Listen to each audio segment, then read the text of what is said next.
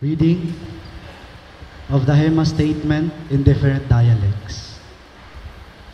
With Jesus, our Redeemer, in the Holy Eucharist, we gather as one Christian community to pray for the souls of more than 7,000 faithful departed who died violently in the past months. It's our way to showing our support for the victims' families and to call on authorities to stop the killing in our land. With Mary, our Mother of Divine Light, we pledge to be a source of life and light by performing corporal and spiritual works of mercy. We are willing to be interrupted and be responsive to the pressing needs of our neighbor. We declare our commitment to be our brothers, sisters, keepers in our parishes and institution. Our Lady of Guadalupe, protector of life, pray for us. Body and blood of Christ, save us. Kasama si Jesus na ating manunubos sa banal na Eucharistia, kami ay nagkakatipon bilang isang sambayanang Kristiyano upang sama-samang ipanalangin ang mga kaluluwa ng mahigit 7,000 kapatid naming yumao na pinaslang sa mga nakalipas na buwan. Ito ang ating pamamaraan ng pagbibigay suporta sa mga naiwang pamilya ng mga biktima at isang panawagan sa mga kinauukulan na wakasan na ang patayan sa ating bansa.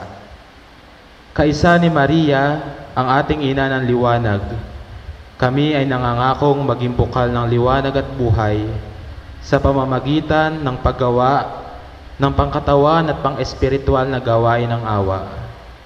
Kami ay nakahandang magambala at tumugon sa matsidhing pangangailangan ng aming kapwa.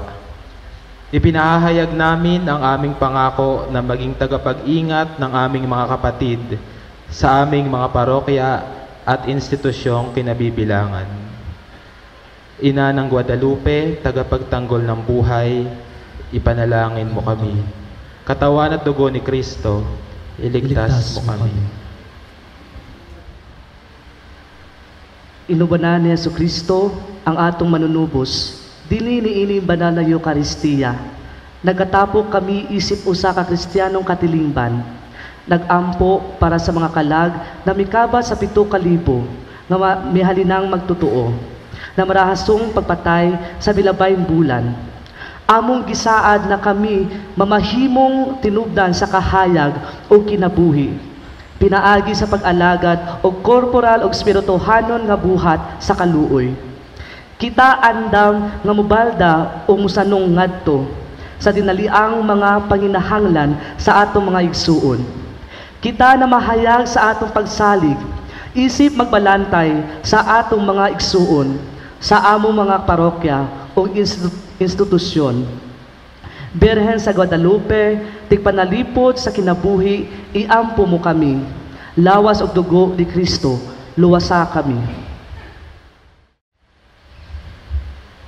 Upod kay Jesus, amon manunubos sa balaan nga Eucharistia, kami gatilipon bilang isa ka Kristiyano nga komunidad, agud mag-ampo para sa mga kalag sang sobra sa 7,000 nga mga nagtaliwan nga tumuluo nga makahason nga ginpatay sa sining nagligad nga mga bulan. Ini ang amon pinaagi sa pagpakita sang amon suporta sa pamilya sa mga biktima kag para sa pagpanawag sa otoridad nga untatan na ang pagpatay diri sa aton nga duta. Upod kay Maria, aton nanay sang Dios nun nga kasanag, kami nagapanugan nga manginggikanan sang kasanag kag kabuhi paagi sa paghikot sang lawas nun kag espiritual nga mga buhat sang kaluoy. Handa kami magtublag kag magsabat sa mga kinahanglanon sang amon isig katawo. Amon ginapahayag ang amon pag-ako nga manging tagapagbantay sang amon mga utod sa amon parokya kag institusyon. Birhen sang Guadalupe, dagapangapin sang kabuhi, igampo mo kami. Lawas kag dugo ni Kristo, maluoy ka sa amon.